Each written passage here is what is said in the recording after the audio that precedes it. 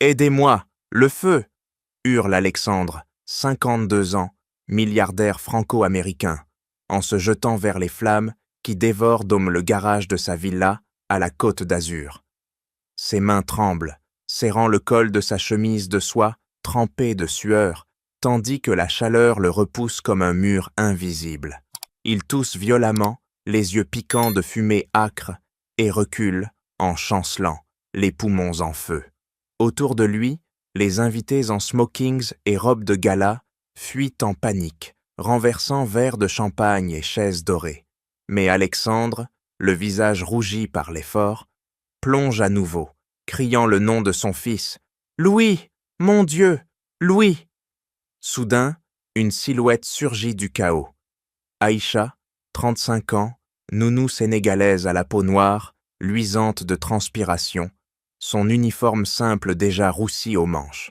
Elle attrape un seau d'eau près de la piscine, le vide sur son foulard, qu'elle noue autour de son visage comme un masque improvisé, et s'élance droit dans l'inferno sans une seconde d'hésitation. Ses pas martèlent le sol, ses bras écartent les débris enflammés, et elle disparaît dans la fumée épaisse. Alexandre, à genoux sur la pelouse, frappe le sol de ses poings, les jointures blanchies. « Non, c'est impossible, je dois y aller. » Mais son corps trahit, les jambes flageolantes, l'épuisement le cloue sur place. À l'intérieur, Aïcha rampe, la gorge brûlante, les yeux larmoyants. Elle entend les pleurs étouffés de Louis, 5 ans, recroquevillé derrière une voiture, en feu. « Tiens bon, petit », murmure-t-elle entre deux quintes de toux, sa voix ferme malgré la terreur qui lui serre le ventre. Elle se jette au sol, roule pour éteindre une étincelle sur sa jupe et attrape l'enfant, le protégeant de son corps comme un bouclier vivant. Une poutre craque au-dessus d'eux, tombant dans un éclat de braise. Aïcha pousse un grognement, serrant Louis plus fort et fonce vers la sortie, trébuchant mais inexorable.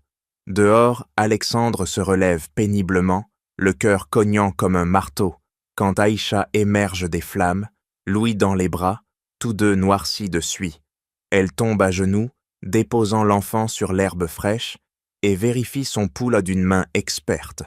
Un geste précis, hérité de son passé de pompière. Les invités s'approchent, murmurant, mais Sophie, 32 ans, la fiancée sophistiquée aux lèvres pincées et au chignon impeccable, s'avance d'un pas raide.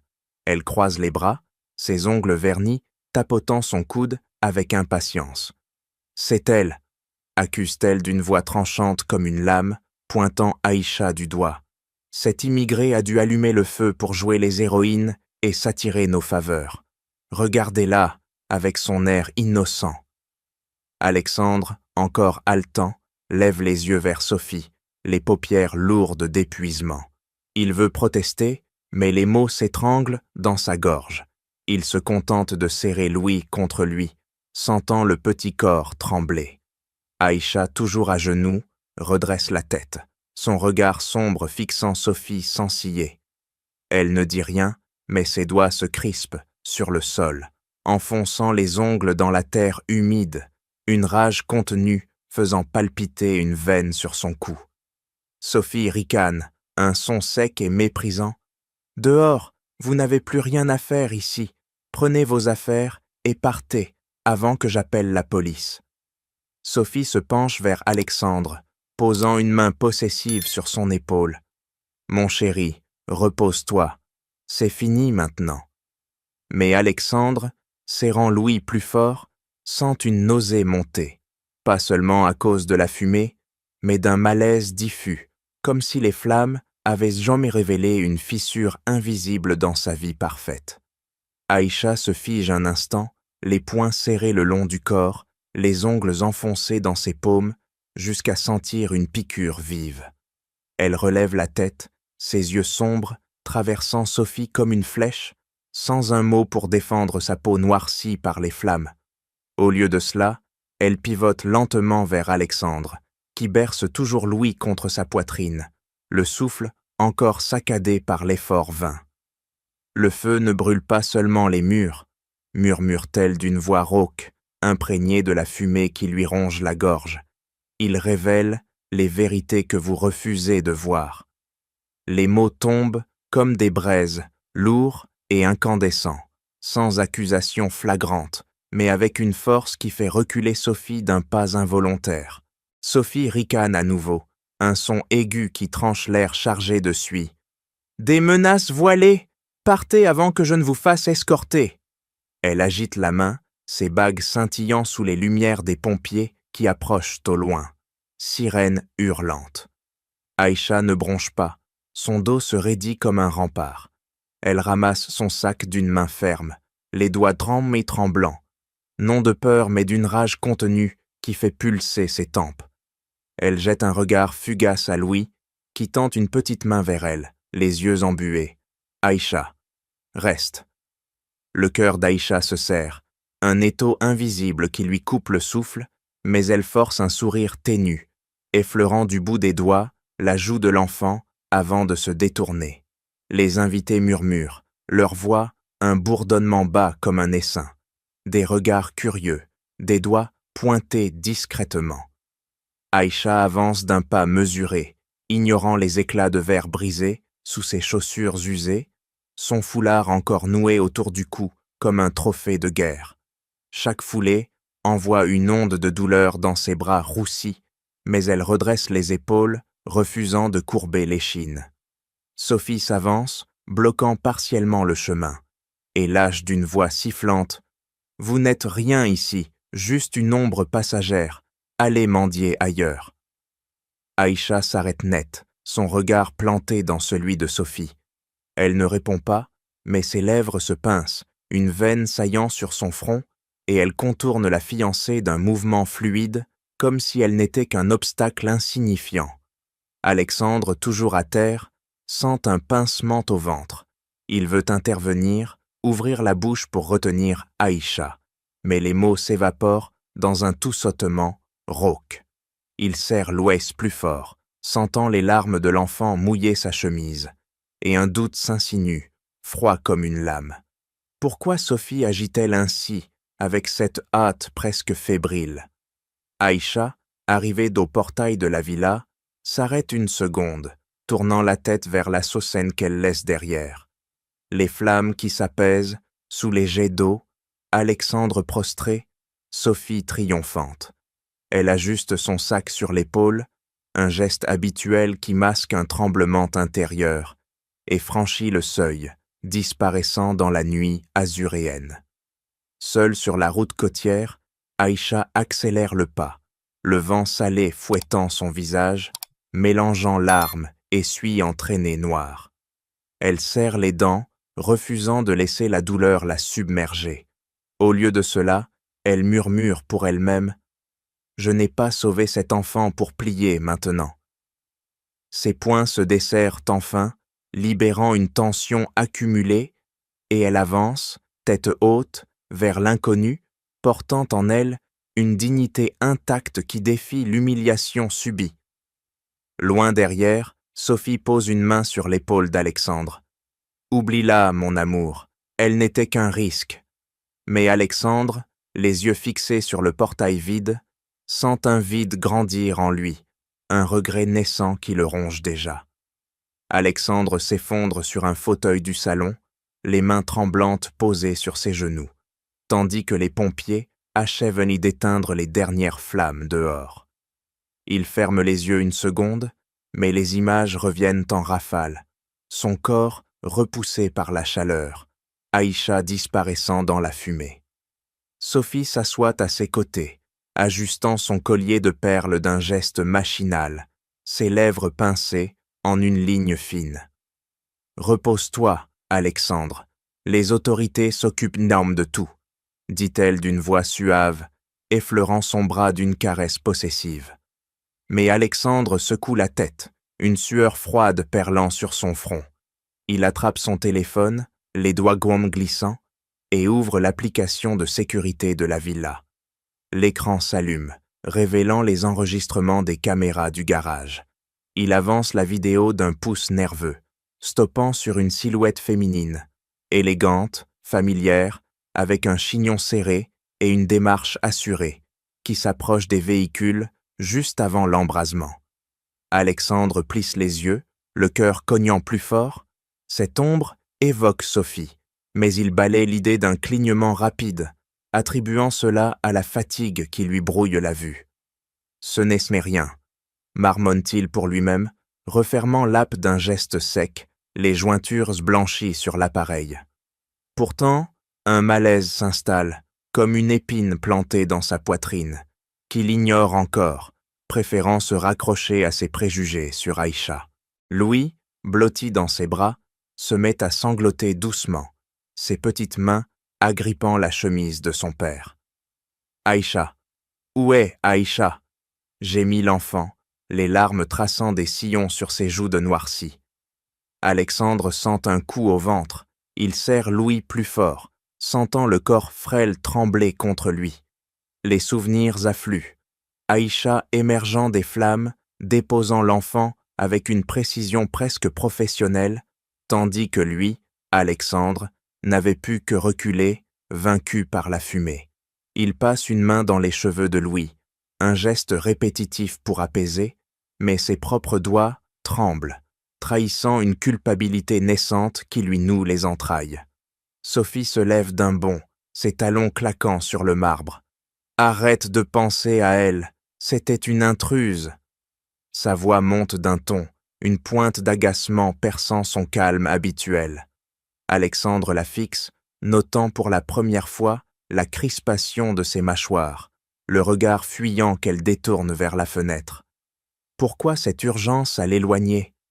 Il veut poser la question, mais les mots s'étranglent. Au lieu de cela, il berce Louis, murmurant des consolations vides, tandis que le doute grandit, rongeant son épuisement comme un acide lent. Plus tard, seul dans son bureau, Alexandre rouvre la vidéo, zoomant sur la silhouette. Le grain de l'image rend les détails flous, mais la posture, ce port de tête altier, lui glace le sang. Il frappe le bureau d'un poing fermé, sentant la douleur irradier dans son bras, un écho de sa frustration impuissante. Louise entre en trottinant, les yeux rougis. « Papa, Aïcha va revenir, elle m'a sauvé. » Alexandre s'agenouille, serrant l'enfant contre lui, une vague de remords le submergeant.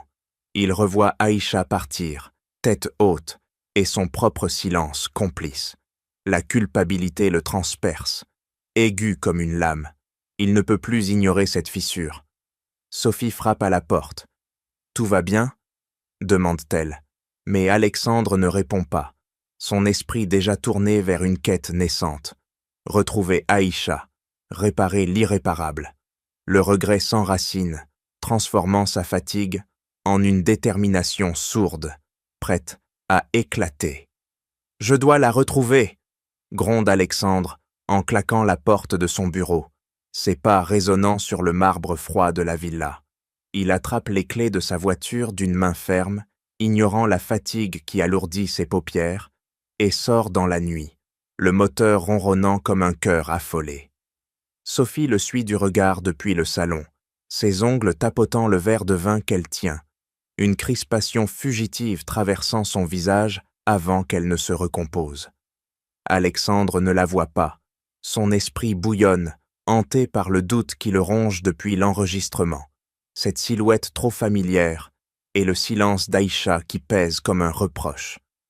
À Nice, il gare la voiture en vrac près d'un quartier immigré, descendant d'un bond, son costume froissé contrastant avec les rues animées. Il interroge un vendeur de rue, un Sénégalais au dreadlock noué, « Aïcha Nounou, peau noire, venue récemment. Vous la connaissez ?» L'homme hausse les épaules, mais pointe une direction d'un doigt calleux. Alexandre avance, serrant les dents contre le vent salé qui lui fouette le visage, entrant dans un centre communautaire où des voix africaines chantent en fond. Il aborde une femme âgée, assise sur un banc, tricotant avec des aiguilles usées. « Je cherche Aïcha, elle a sauvé mon fils d'un incendie. » La femme plisse les yeux, mesurant l'homme riche d'un regard perçant, et murmure une adresse à Marseille, ses lèvres se pinçant en un avertissement muet. Sur la route vers Marseille, Alexandre serre le volant, les phares découpant l'obscurité, tandis que des flashbacks l'assaillent. Aïcha émergeant des flammes, son propre corps impuissant. Il frappe le volant d'un poing, sentant la douleur réveiller son esprit embrumé. À l'arrivée, il arpente les ruelles étroites du quartier Diaspore, questionnant des passants. Un jeune homme tatoué qui hausse les épaules, une commerçante voilée qui secoue la tête. Enfin, un vieil homme au café, sirotant un thé à la menthe, lâche. Aïcha, celle qui aide au centre de pompiers, elle loge rue des Oliviers. Alexandre accélère le pas, le cœur battant, ignorant les regards curieux sur son allure déplacée. Devant l'immeuble modeste, il frappe à la porte d'un voisin, un enfant dans les bras. Aïcha est là. Le voisin fronce les sourcils, mais indique l'étage supérieur d'un geste du menton. Alexandre monte les escaliers 2 à 2, essoufflé, et s'arrête net en voyant Aïcha par une fenêtre ouverte. Elle bande un bras blessé, seule dans sa chambre exiguë, son visage marqué par la fatigue. Il frappe à sa porte, les jointures cognant le bois écaillé.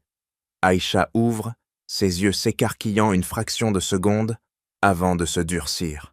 « Que voulez-vous » demande-t-elle d'une voix plate, croisant les bras, une veine palpitant sur son cou.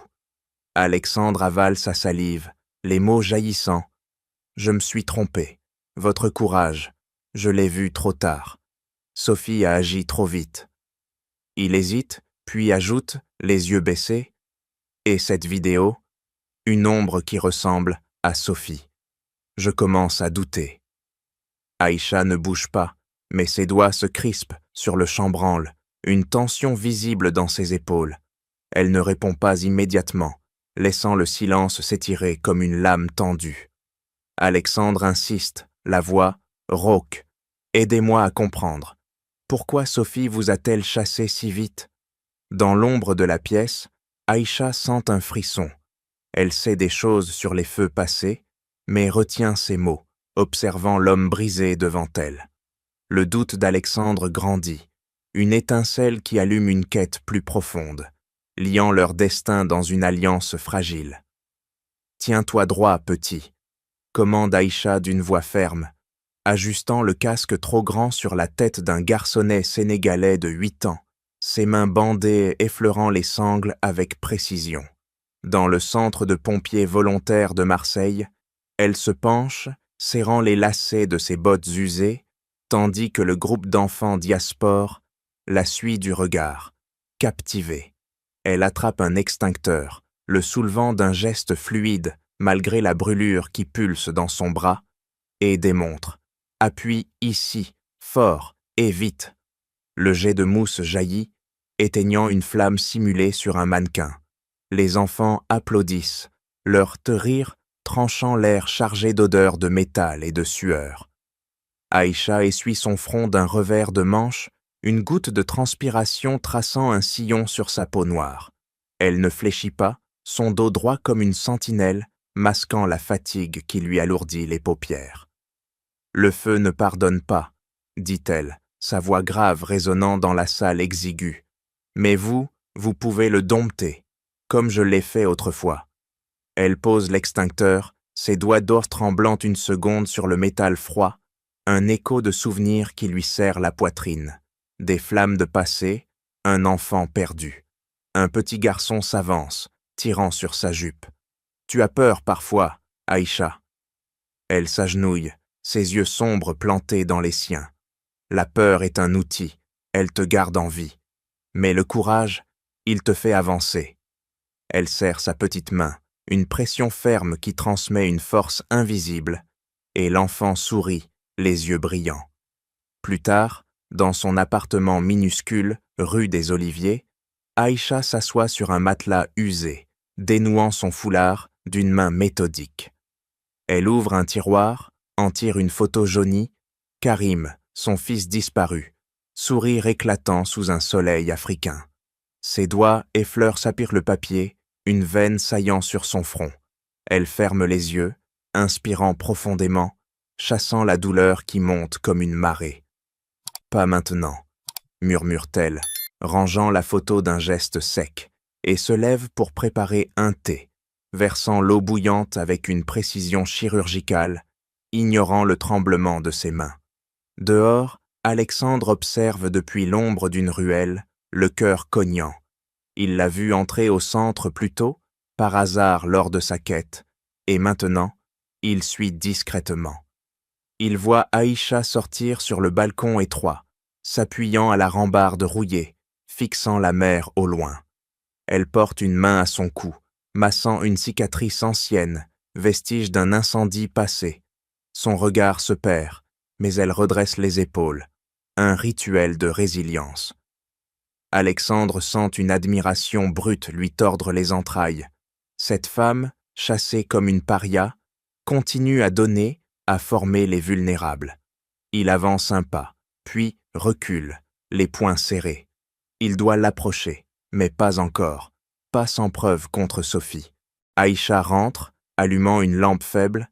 Elle s'assoit à une table bancale, notant des exercices pour les enfants du centre, sa plume grattant le papier avec détermination. Une voisine frappe. « Aïcha, un gamin a besoin d'aide pour ses devoirs. » Elle se lève sans hésiter, nouant son foulard d'un geste habituel. « J'arrive. » En sortant, elle croise le regard d'un enfant timide, lui tendant une main. « Viens, on va vaincre ça ensemble. » Alexandre, caché, sent une vague d'émotion le submerger. Respect, mêlé à culpabilité. Cette force qu'elle déploie le pousse à accélérer sa recherche, liant son chemin au sien dans une urgence croissante. « Ouvrez, c'est Alexandre !» tonne-t-il en frappant la porte d'Aïcha d'un poing serré, les jointures blanchies par la tension accumulée. Derrière le bois fin, un silence s'étire, puis le verrou claque. Aïcha ouvre, son regard dur comme l'acier planté dans le sien, croisant les bras sur sa poitrine bandée. Elle ne bouge pas, bloquant l'entrée, ses lèvres pincées en une ligne inflexible. Alexandre avale sa salive, le cœur cognant. « Je suis venu m'excuser, pour tout. Votre départ, c'était une erreur. Sophie a réagi trop vite, et moi, j'étais aveugle. » Il baisse les yeux, ses doigts agrippant le chambranle comme pour s'ancrer, une sueur froide perlant sur sa nuque. Aïcha ne cille pas, mais ses épaules se raidissent, une veine saillant sur son front. Elle recule d'un pas, laissant la porte s'ouvrir plus large, un geste mesuré qui invite sans accueillir. « Entrez !» dit-elle d'une voix plate, refermant derrière lui d'un claquement sec. La pièce étroite les enveloppe, une lampe faible jetant des ombres sur les murs nus. Alexandre s'avance, trébuchant presque sur un tapis usé, et s'arrête net. « Vous avez sauvé Louis. J'aurais dû vous défendre. Au lieu de cela, je vous ai laissé partir comme une criminelle. » Sa voix se brise, les mots sortant en rafale, tandis qu'il serre les poings, sentant la culpabilité lui tordre les entrailles comme une vrille. Aïcha s'assoit sur une chaise bancale, ses mains posées à plat sur la table, doigts écartés pour masquer un tremblement. « Les excuses ne changeront pas le passé, » répond-elle, sa voix grave imprégnée d'une fatigue profonde, mais sans amertume flagrante. Elle fixe ses propres mains, notant les cicatrices pâles sur sa peau noire, traces d'incendies anciens. Alexandre s'agenouille devant elle, un geste impulsif qui le surprend lui-même. « Dites-moi ce que je peux de faire, n'importe quoi. » Aïcha relève la tête, ses yeux sondant les siens. Un silence pesant s'installe, chargé d'émotions refoulées. Puis, elle soupire, une expiration lente qui libère une tension invisible. « Asseyez-vous et écoutez. » Il obéit, tirant une chaise, ses genoux cognant la table dans un bruit sourd. Aïcha parle alors, sa voix gagnante en force. « J'étais pompière à Marseille. J'ai vu des feux comme le vôtre, pas des accidents mais des actes délibérés. Ce garage, l'odeur de solvant, la vitesse des flammes, ce n'était pas naturel. » Alexandre se fige, les yeux écarquillés. Il sort son téléphone, rouvrant la vidéo d'un doigt, tremblant. Regardez, cette ombre, elle ressemble à Sophie. Aïcha se penche, plissant les yeux sur l'écran, une crispation traversant son visage. Et vos assurances? Vérifiez les polices récentes. Si quelqu'un bénéficie d'un sinistre, elle s'interrompt, ses doigts tapotant la table d'un rythme nerveux, un tic qui révèle une intuition affûtée. Alexandre sent un froid glacial l'envahir. Il range le téléphone, les mains moites. Sophie a insisté pour une nouvelle couverture, juste avant le mariage. Aïcha hoche la tête, ses lèvres se pinçant. Et votre frère, Pierre, il gère vos affaires, non? Vérifiez ses accès. Alexandre sursaute, une pointe de douleur le transperçant. Pierre, son sang, son ombre jalouse. Comment savez-vous pour lui? Demande-t-il, la voix rauque. Aïcha hausse les épaules, un geste fluide. J'écoute, et je vois. Leurs regards se croisent, une alliance naissante forgée dans le doute partagé. Alexandre tend la main, elle la serre d'une poigne ferme, scellant un pacte silencieux. Le regret se mue en détermination, un feu intérieur qui les unit pour démasquer l'inconnu, transformant la réconciliation en une quête inexorable. « Ouvrez ce coffre maintenant », ordonne Pierre, 55 ans, frère aîné d'Alexandre. En cognant du poing sur le bureau massif de la villa, ses veines saillantes sur le front buriné par les ans. Ses yeux froids, hérités de la même lignée que son cadet, transperçant le majordome qui tremble, clé en main. Pierre arrache l'objet d'un geste sec, insérant la serrure avec un cliquetis tranchant.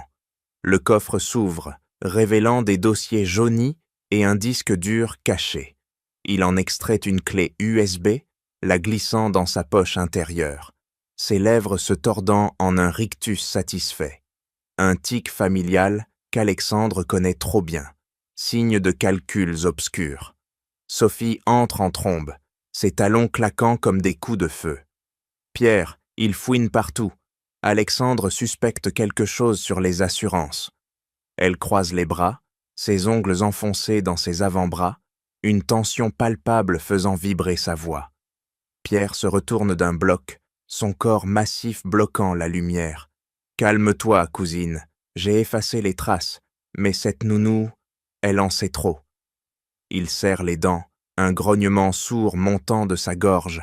Ses doigts pianotent sur le bureau, un rythme nerveux trahissant une jalousie ancienne envers le succès d'Alexandre. Je l'ai vu avec lui à Marseille. Si elle parle?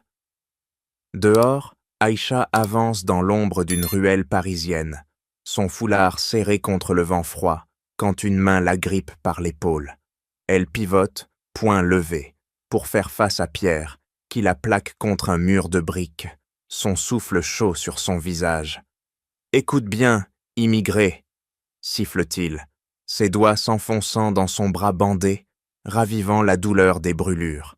« Oublie ce que tu as vu, où ton passé au Sénégal ressurgira, ce feu qui a pris ton fils. » Aïcha sent un choc électrique la traverser. Elle repousse sa main d'un coup sec, ses yeux flamboyants. « Vous osez menacer? Vous, le frère qui trahit son sang ?» Pierre ricane, un son guttural. Le sang ne compte pas face à l'héritage. Sophie et moi, on prend ce qui nous revient. Aïcha se dégage, son cœur cognant comme un tambour de guerre. Elle recule, notant la bague familiale à son doigt, identique à celle d'Alexandre. Pierre avance, la dominant de sa stature. Dis un mot, et ton visa disparaît.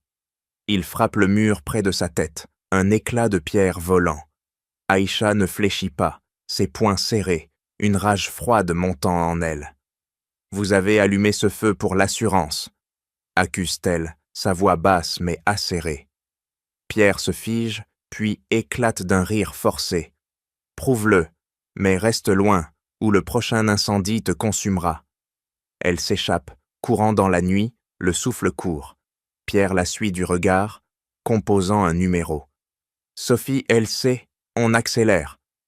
Son alliance avec elle, lien de sang et d'avidité, se resserre, une toile d'ombre enveloppant la famille. Aïcha, haletante, appelle Alexandre. « Votre frère, il est impliqué, et il me traque. » Le piège se referme, révélant une trahison profonde qui lacère les liens fraternels. « Vérifiez les virements », siffle Aïcha en pianotant furieusement sur l'ordinateur portable d'Alexandre, ses doigts bandés laissant des traces sur les touches. Dans un café discret de Paris, elle zoome sur un relevé bancaire, plissant les yeux. Un transfert suspect de Pierre vers un compte offshore, daté juste avant l'incendie. Alexandre se penche, son souffle court effleurant son épaule, il serre les mâchoires, une veine saillant sur sa tempe. Mon propre frère, ces chiffres ne mentent pas. Il frappe la table d'un poing discret, sentant la trahison lacérer ses souvenirs, des rires d'enfance avec Pierre, maintenant empoisonnés par l'avidité. Ils sortent en trombe, Aïcha ajustant son foulard d'un geste sec. Alexandre la suit, les pas martelant le trottoir mouillé. À la banque, il présente sa carte, voix ferme. Accède au log, immédiatement. Le guichetier hésite, mais cède sous son regard d'acier. Les documents révèlent des retraits PETS codés, liant Sophie à Pierre via des paiements masqués. Aïcha note un numéro de compte, ses lèvres se pinçant. Suivons ça, vers les témoins. Alexandre hoche la tête, une rage froide lui nouant l'estomac. Il revoit Pierre le félicitant pour son empire, un sourire faux qui masque la jalousie. À la Côte d'Azur, ils interrogent un jardinier de la villa, un homme voûté, aux mains calleuses. « J'ai vu Monsieur Pierre près du garage, ce soir-là », avoue-t-il en baissant la voix, jetant des regards nerveux. Aïcha presse. « Avec quoi ?» L'homme tremble. « Une bouteille, odeur chimique. » Alexandre sent un choc le traverser.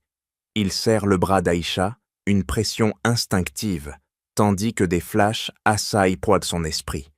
Pierre l'aidant à bâtir l'entreprise, maintenant saboteur pour l'héritage.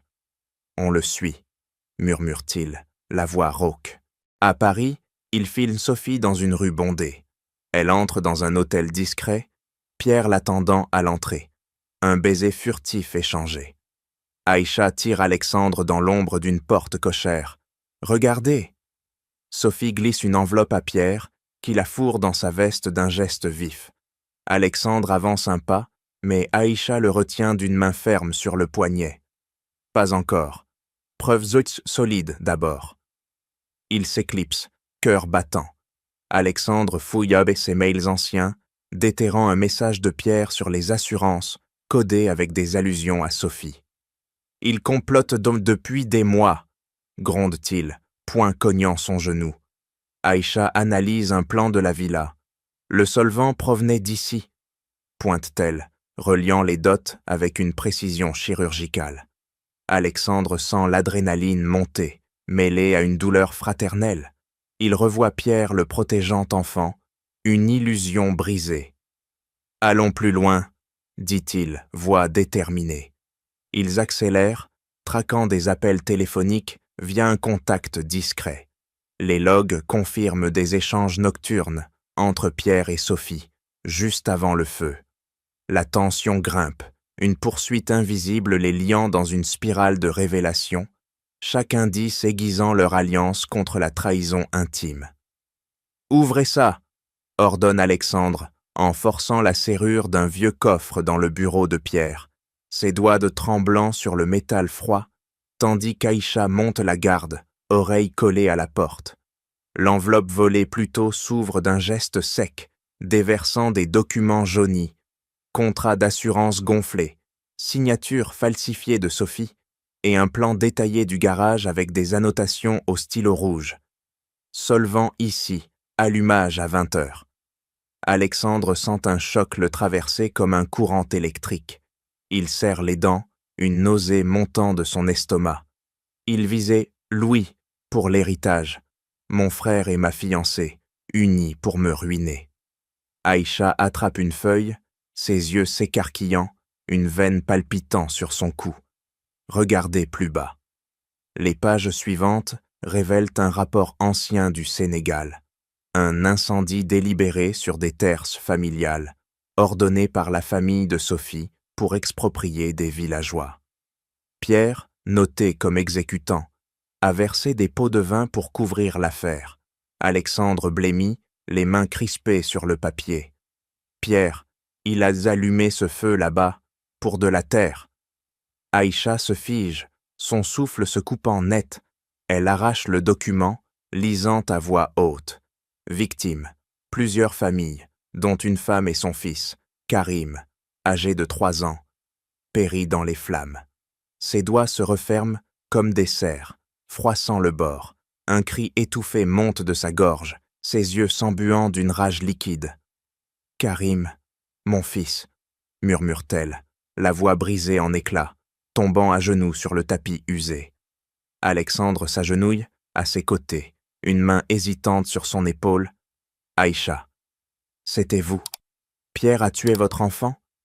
Elle hoche la tête, les larmes traçant des sillons sur ses joues, mais elle redresse le menton, une fureur froide durcissant son regard. Sous ordre de la famille de Sophie, pour des terres minières. Ils ont effacé tout, mais voici la preuve. Alexandre sent son monde s'effondrer. Il frappe le sol d'un poing, la douleur irradiant dans son bras, mêlée à une trahison viscérale. Son frère, son sang, assassin pour l'avidité. Et Sophie, complice silencieuse dans son lit. Aïcha se relève d'un bond, essuyant ses larmes d'un revers brutal. Ce n'est pas fini, il recommence avec Louis. Alexandre attrape son téléphone, composant un numéro anonyme pour des contacts légaux, la voix rauque. On les arrête, mais d'abord, confronter Pierre. Leur alliance se resserre, forgée dans le choc partagé. Aïcha serre les poings, une détermination féroce la traversant, transformant le deuil en arme. Alexandre sent une culpabilité nouvelle le ronger. Son frère, monstre caché sous un masque fraternel. Le voile se déchire, révélant une conspiration double. Meurtre passé pour gain territorial, incendie présent pour assurance vitale. Le piège intime explose, propulsant leur quête vers un affrontement inévitable, où le sang trahi hurle vengeance. « Pierre, montrez-vous !»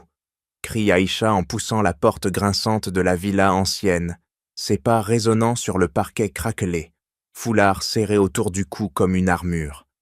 L'air sent le moisi et le solvant frais. Elle avance, poing serré, une lampe torche balayant les ombres. Pierre surgit d'un coin sombre, son corps massif bloquant le passage, un bidon d'essence à la main qu'il agite comme une menace. « Tu n'aurais pas dû fouiner !» grogne-t-il, versant le liquide en un arc puant sur le sol, ses yeux injectés de sang, trahissant une panique brute. Aïcha sent l'odeur lui piquer les narines, ravivant des souvenirs acides du Sénégal, flamme dévorant tout, Karim hurlant.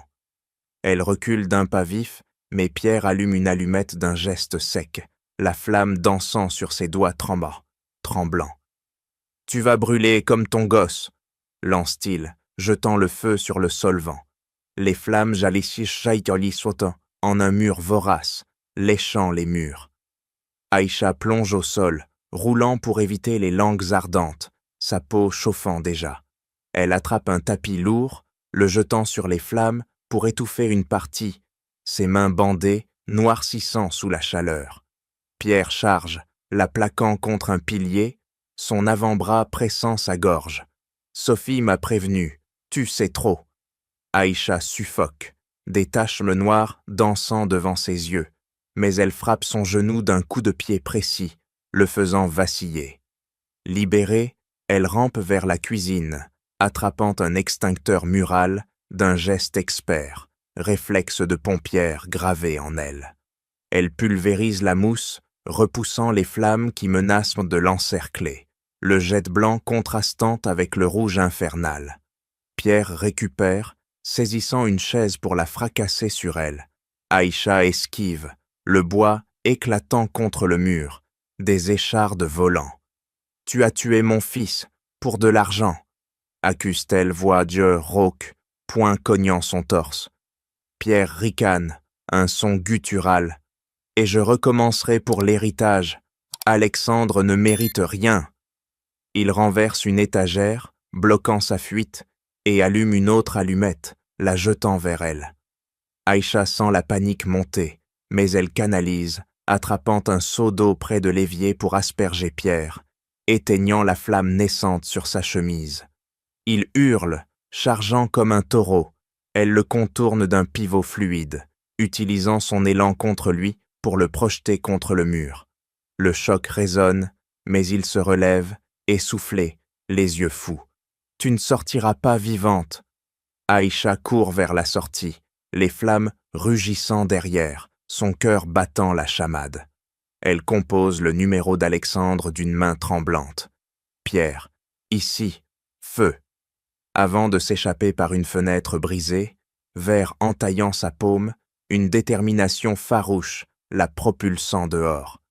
La trahison fraternelle culmine en un chaos ardent, liant passé et présent dans une explosion de danger viscéral, forçant Aïcha à revivre son cauchemar pour survivre. « Rassemblez-vous tous !» tonne Alexandre en claquant la porte du salon de la villa, sa voix résonnant comme un coup de tonnerre, tandis que Pierre et Sophie entrent, menottés lâchement par les agents discrets postés au coin. La pièce, éclairée par des lustres cristallins, pue la tension. Aïcha se tient droite, sac de preuves à la main, ses yeux flamboyants fixés sur les traîtres. Pierre ricane, frottant ses poignets. « Une réunion de famille? Pathétique, frère !» Sophie pâle ajuste son collier d'un geste nerveux, ses lèvres tremblantes trahissant une peur naissante. Alexandre active l'ordinateur portable d'un clic sec, projetant les enregistrements sur l'écran mural. Voix de Sophie, froide et incisive, ordonnant l'incendie. « Écoutez ça !» gronde-t-il, poing cognant la table. Sophie blêmit, reculant d'un pas. « C'est falsifié !» Pierre charge en avant, mais un agent le retient d'une poigne de fer. Aïcha avance, déversant les documents sur la table. Contrats falsifiés, photos intimes, rapport du Sénégal. « Vous avez tué mon fils pour des terres et tenté Louis pour l'assurance !» accuse-t-elle, voix tranchante, doigt pointé sur Pierre comme une lame. Pierre éclate d'un rire forcé, mais ses yeux fuignent. « Preuve montée. Alexandre, tu crois cette étrangère plutôt que ton sang. » Alexandre le fixe, une rage glaciale durcissant son regard. « Mon sang m'a trahi. Ses virements, ses plans, tout mène à vous deux, amants et assassins. » Sophie craque, larmes feintes coulant. « Pierre m'a forcé. C'était son idée. » Pierre se tourne vers elle, trahison dans les yeux. « Sale menteuse, tu as tout orchestré pour l'héritage. » Il tente de la frapper, mais les agents interviennent, plaquant les deux au sol dans un chaos de cris. Aïcha brandit la clé USB. « Et ça, vos voix, irréfutables. » Alexandre appuie sur play. Les aveux enregistrés emplissent d'eau la pièce, scellant leur sort. Sophie se débat, griffant un agent pour s'échapper vers la porte. Elle court, talons claquants, mais Aïcha la plaque d'un tacle précis, la clouant au tapis. « Pas si vite !» siffle-t-elle, serrant son poignet jusqu'à ce que Sophie hurle. Pierre, menotté définitivement, crache. « Vous regretterez ça !» Alexandre s'approche, voix basse. « Non, c'est fini pour vous. » Les agents les traînent de dehors, sirène hurlant au loin. Alexandre serre Aïcha dans une étreinte impulsive, sentant son corps trembler de soulagement mêler sa douleur. « Justice pour Karim !» murmure-t-elle, larmes coulant enfin. Le voile tombe, révélant la pourriture familiale. La trahison exposée brise les chaînes, libérant une catharsis amère, où le frère devient ennemi, l'amour mensonge, et la vérité une arme fatale qui renverse tout. « Coupable !» tonne le juge en abattant son marteau, le son résonnant comme un glas dans la salle d'audience bondée de Paris, où Pierre et Sophie se tiennent, raides derrière les barreaux du box des accusés. Pierre, les poignets menottés, serre les dents, une sueur froide perlant sur son front buriné. Ses yeux fuyants croisent ceux d'Alexandre, assis au premier rang, poings crispés sur les accoudoirs. « Frère, » murmure Pierre, voix brisée en un appel vain, mais Alexandre détourne le regard, une lame de douleur lui transperçant la poitrine. Se sent partagé, maintenant souillé par le meurtre et la cupidité. Sophie, pâle comme un spectre, agrippe les barres, ses ongles cassés grattant le métal. « C'est un mensonge !» crie-t-elle, larmes feintes coulant, mais le jury reste impassible, leur verdict déjà scellé par les preuves irréfutables. Alexandre se lève d'un bond quand on l'appelle à la barre, ses pas mesurés, résonnant sur le sol poli. Il ajuste sa cravate d'une main ferme, ignorant le tremblement intérieur. « J'accuse mon frère, Pierre, d'avoir orchestré l'incendie pour l'assurance et d'avoir tué au Sénégal pour des terres, » déclare-t-il, voix rauque mais inébranlable, fixant Pierre droit dans les yeux. Pierre recule, comme frappé. « Traître !» siffle-t-il, mais Alexandre continue, déversant les détails, virement, enregistrement, rapport caché. Chaque mot comme une balle perforant les défenses. Aïcha, à ses côtés sur le banc des témoins, hoche la tête, ses doigts entrelacés serrant jusqu'à blanchir les jointures. Une catharsis amère libérant enfin le poids de Karim. Le procureur présente la clé USB d'un geste théâtral, diffusant les aveux enregistrés. La salle retient son souffle, des murmures montant comme une marée. Sophie craque, s'effondrant en sanglots. « Pierre m'a manipulé !» accuse-t-elle, pointant un doigt, tremblant vers lui. Pierre rugit, se débattant contre les gardes. « Menteuse! Tu as tout planifié pour l'héritage !» Les agents les séparent, plaquant Pierre au sol dans un chaos de cris étouffés. Le juge frappe à nouveau. « Silence! Peine maximale, perpétuité pour meurtre et tentative d'homicide. » Pierre s'affaisse, tête baissée, un géant brisé. Sophie hurle, traînée dehors, ses protestations se perdant dans le couloir. Alexandre quitte la barre, sentant un vide immense l'envahir.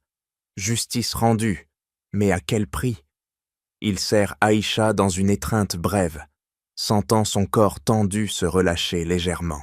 « Pour Karim » murmure-t-elle, une larme unique coulant sur sa joue. Les nœuds se défont, assurance annulée, terre sénégalaise restituée via enquête internationale, secrets familiaux exposés au grand jour.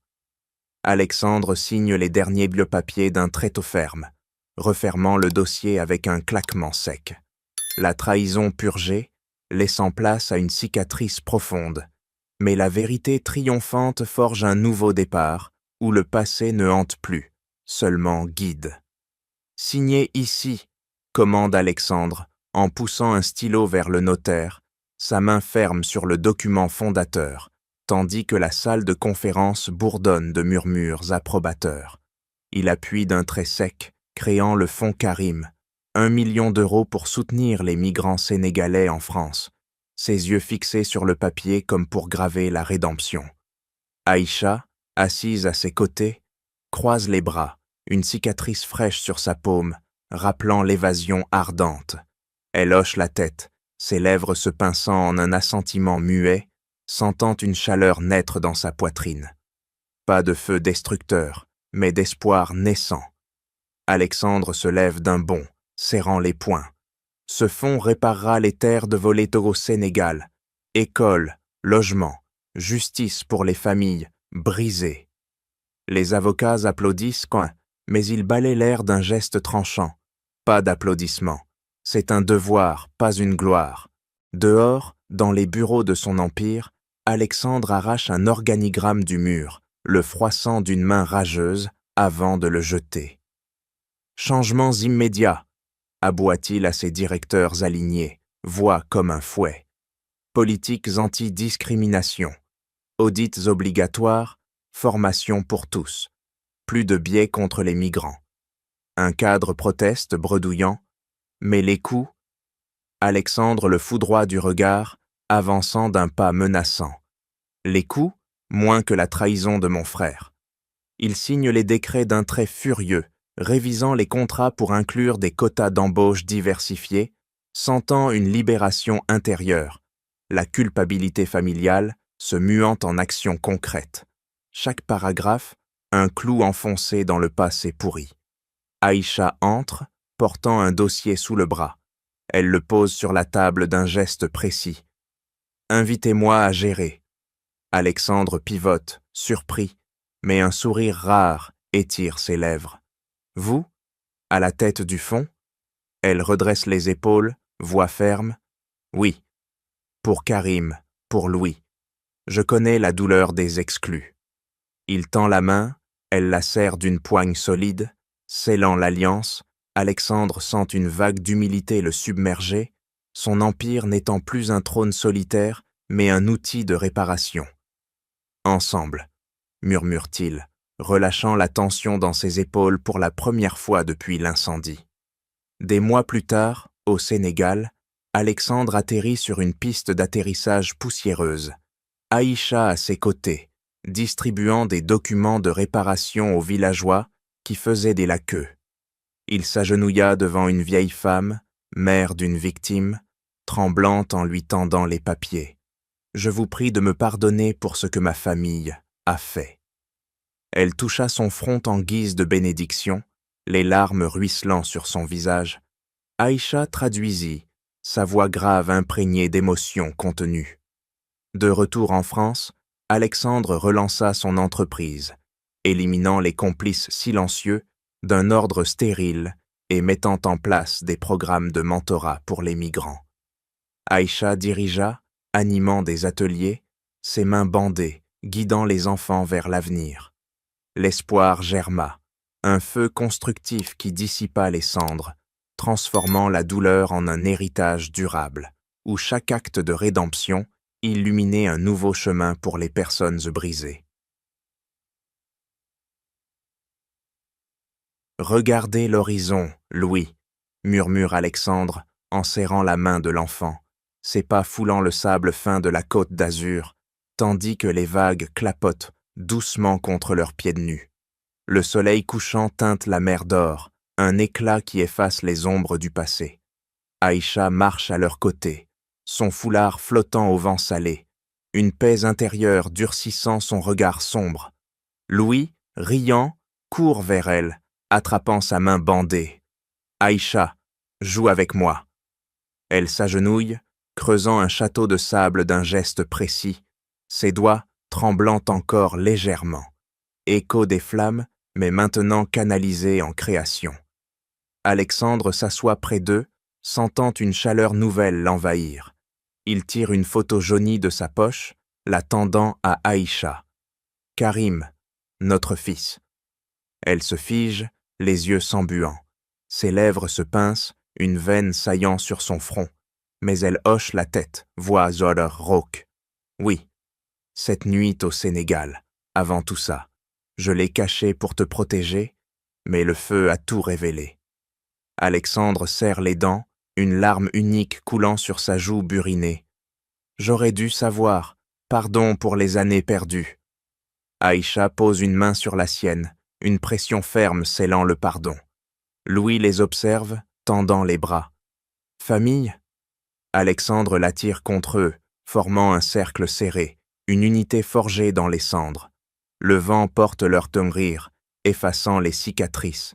Alexandre murmure. Le feu symbolise l'injustice sociale, la trahison familiale. Pierre et Sophie en étaient mais l'incarnation. Mais le courage, la vérité, ils renaissent là l'espoir.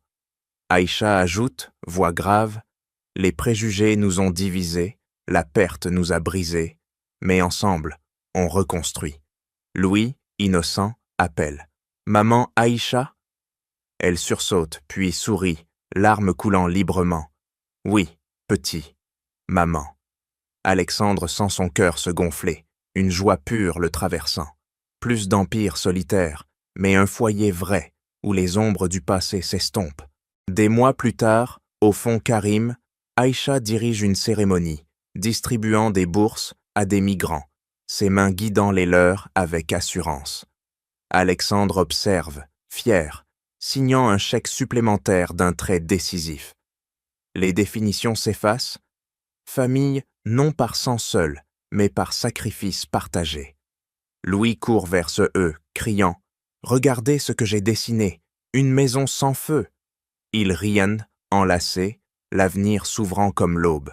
Le cercle se ferme, de la trahison naît la rédemption, de la perte l'unité, transformant la douleur en lumière éternelle, où l'espoir triomphe, unifiant cœur et destin dans une harmonie inébranlable. Et voilà, chers auditeurs, une histoire qui nous rappelle que le feu de l'injustice peut ravager, mais que le courage et la vérité finissent toujours par illuminer le chemin vers la rédemption. Que feriez-vous à la place d'Aïcha face à une trahison aussi profonde? Partagez vos pensées dans les commentaires ci-dessous, je les lis tous avec attention. Un immense merci pour avoir suivi cette aventure émouvante jusqu'au bout. N'oubliez pas de liker la vidéo, de la partager avec vos proches pour qu'ils découvrent, eux aussi, ces récits qui touchent le cœur, et de vous abonner à la chaîne pour ne manquer aucune des prochaines histoires qui vous feront vibrer encore plus fort. À très bientôt pour de nouvelles émotions.